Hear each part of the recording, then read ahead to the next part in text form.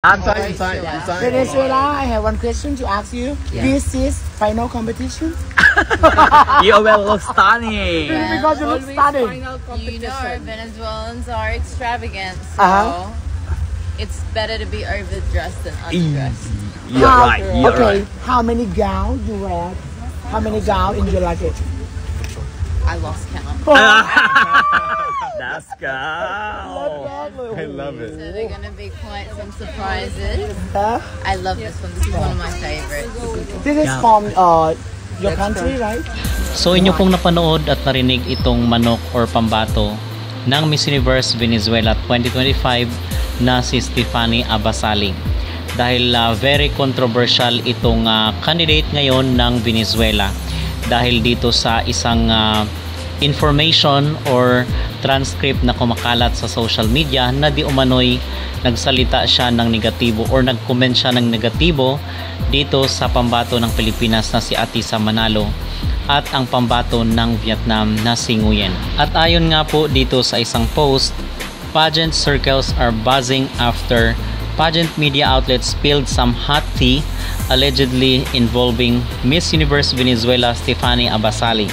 According to the report, during a private interview, Stephanie allegedly said she can't see the Philippines and Vietnam joining her in the top 3. The source claimed she reasoned that Atisa is nothing without the Philippines sash, making her forgettable, while Vietnam is not a real woman but a boy.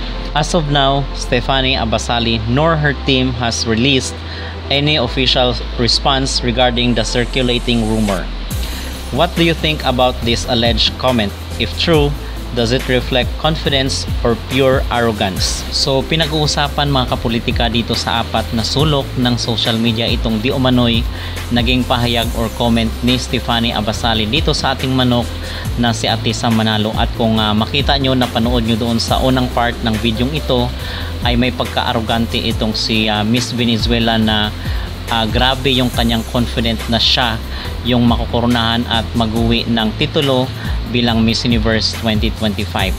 So itong si Miss Venezuela, si Stephanie Abasali, is wala po siyang dugong Latino or wala po siyang dugong Espanyol na nalaytay sa kanyang katawan.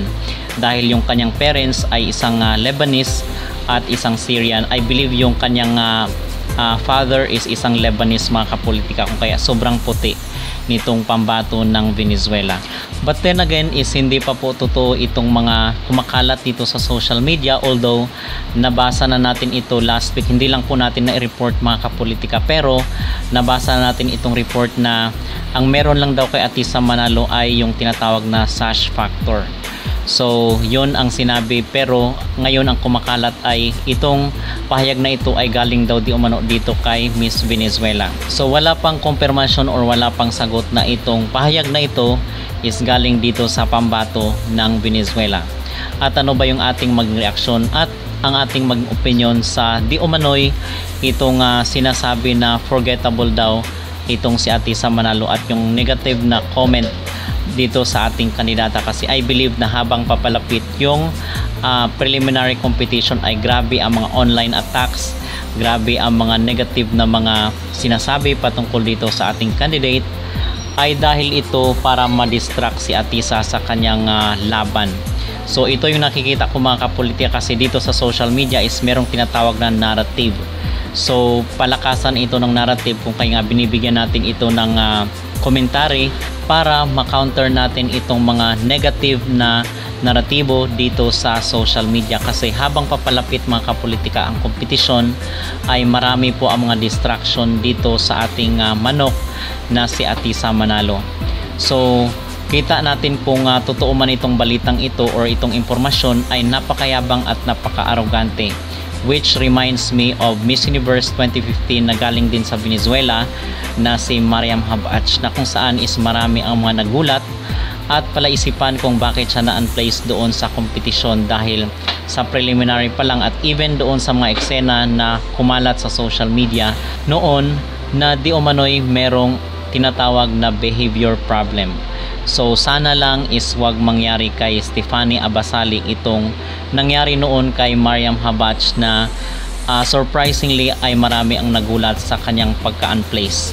At nailtukuyo talaga mga kapolitika yung pambato ng Venezuela noong 2015. So sana lang dahil dito sa mga sa mga kumakalat sa social media ay hindi maapektuhan yung laban ni Stefanie dito sa Miss Universe 2025. Pero para sa akin mga kapolitika, itong ginagawa, siguro sinasabi niya lang na hindi niya daw nakikita si Atisa na makasama niya sa top 3 dahil ito ay isang narrative na kung saan parang mind conditioning ba. So wag tayong maniwala dito dahil hindi pa naman nagsisimula yung tinatawag na preliminary competition. So titingnan na lang natin doon sa preliminary kung sino ba talaga ang mag-shine doon na mga candidate sa Miss Universe 2025. Wag mo na siyang magsalita ng patapos kung totoo man itong mga kumakalat na intriga dito sa mundo ng social media.